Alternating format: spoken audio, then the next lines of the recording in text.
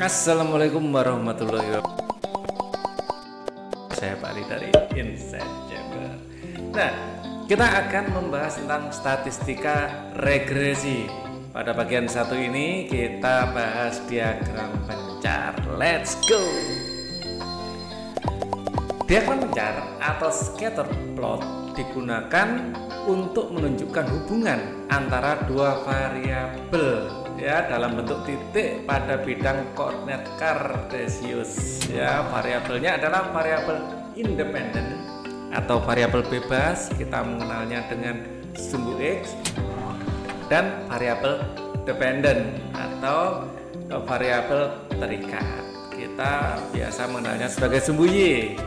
Nah, untuk menganalisis hubungan antara variabel X dan Y, kita menggunakan analisis korelasi.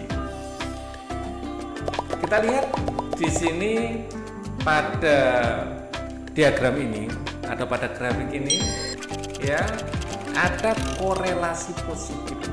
Ya, korelasi positif artinya dengan bertambahnya sumbu X ya, maka kecenderungan nilai akan semakin naik. Memang tidak pada satu garis lurus, tapi kecenderungan naik. Seperti itu ya. Kemudian, nah, kita lihat kalau dengan bertambahnya sumbu X ya, maka nilai-nilai akan semakin turun. Ya, kita menyebutnya dengan korelasi negatif. Ya, semakin besar sumbu X, nilai Y-nya akan semakin turun. Kita juga akan melihat, nah, nilai yang seperti ini. Nah, ini tidak ada korelasi. Dengan bertambahnya nilai X, nilai Y-nya acak juga. Kadang-kadang tambah nilai X tambah tinggi, tambah nilai X ya rendah lagi, tinggi rendah, ngacak gak karuan. Ini tidak ada korelasi ya di dalam penelitian. Ya, kalau suatu variabel bertambah, variabel yang lain ternyata ngacak aja, nggak ada korelasi.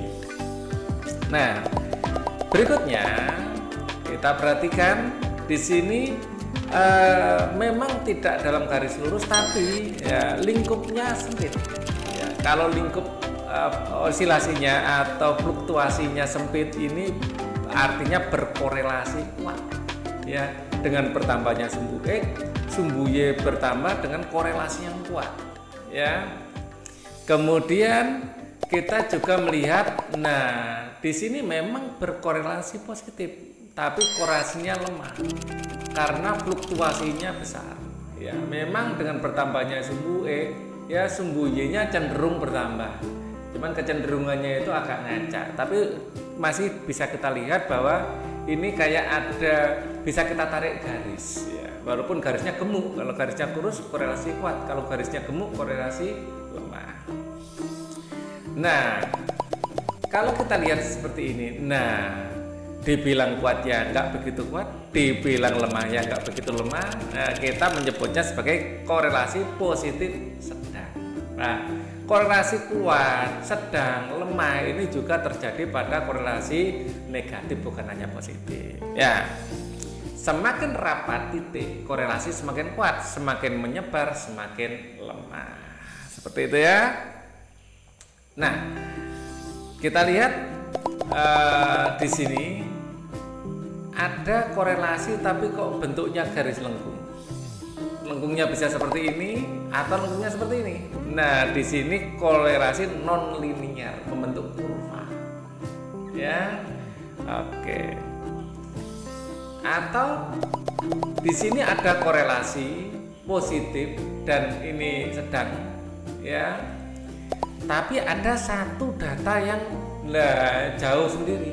Nah, kita menyebutnya outlier atau pencilan, adalah data yang menyimpang terlalu jauh dari sekumpulan data. Mungkin ada error saat pengambilan data, kemungkinan seperti itu ya. Jadi pencilan mentang sendiri. Satu kelas anaknya rajin banget ya, ternyata ada satu anak yang ini bad boys misalnya ya, selalu ada pencilan seperti itu. Sekarang kita masuk pada latihan soal. Perhatikan diagram pencar berikut. hubungan antara nilai X dan Y pada diagram tersebut. Nah, kita lihat semakin besar nilai X, nilai Y-nya semakin kecil. Ya, dan di sini kita lihat kalau kita punya garis yang kecenderungannya seperti ini, kita menyebutnya sebagai gradien negatif, ya gitu kan ya. Jadi gradien negatif itu berkorelasi dengan korelasi yang negatif juga, ya seperti ini. Dan di sini kalau dilihat, ya hubungan adalah linear negatif, kita menyebutnya seperti itu. Kalau linear positif ngarahnya ke sana. Nah, kalau non linear ya yang tadi bentuk kurva. Kalau kuadratik bentuk kurva kuadrat, ya tidak ada hubungan, ya jelas ini ada hubungan, ada kecenderungan. Kalau tidak ada hubungan nyebar nggak karu-karuan tadi, ya. Kita lanjutkan soal berikutnya. Diagram pencar yang menunjukkan korelasi positif antara X dan Y adalah mana yang korelasi positif? Nah, yang ini jelas korelasi negatif, yang ini jelas membentuk kurva, yang ini bentuk lingkaran tak beraturan. Apalagi nih tak beraturan, ini kurvanya kayak bentuk lingkaran ya. Oke. Diagram pencar yang menunjukkan korelasi positif. Positif itu ngarahnya ke sana. Ya, gradien positif kita nyebutnya ya. Jelas yang B adalah jawabannya. Oke. Sekarang kita lanjut nomor berikutnya. Berikut ini adalah diagram pencar yang menunjukkan hubungan antara usia dan ukuran sepatu beberapa siswa SMA Erlangga. Ada anak usia 15 tahun, ada yang ukuran sepatunya 34, ada yang 35. Nah, 14 tahun ada yang malah 36 mungkin ini ya. Ada 15 tahun ya, ngacak enggak karu-karuan. Nah, artinya kalau ngacak seperti ini, diagram tersebut menunjukkan tidak ada korelasi.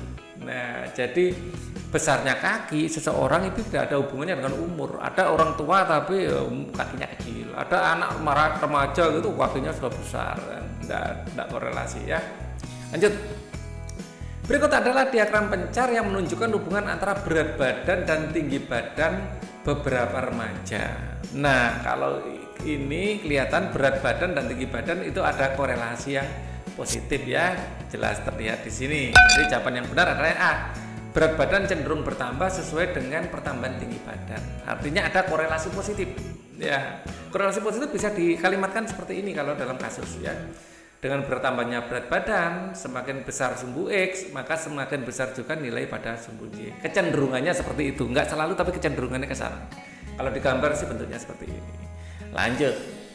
Diagram pencar berikut menunjukkan hubungan antara luas wilayah dengan kepadatan penduduk.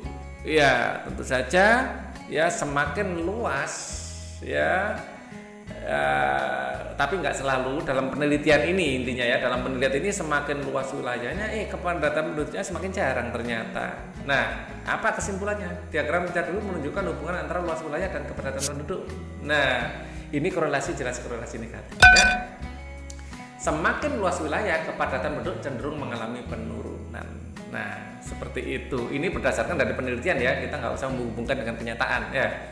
Jadi berdasarkan soal gitu aja.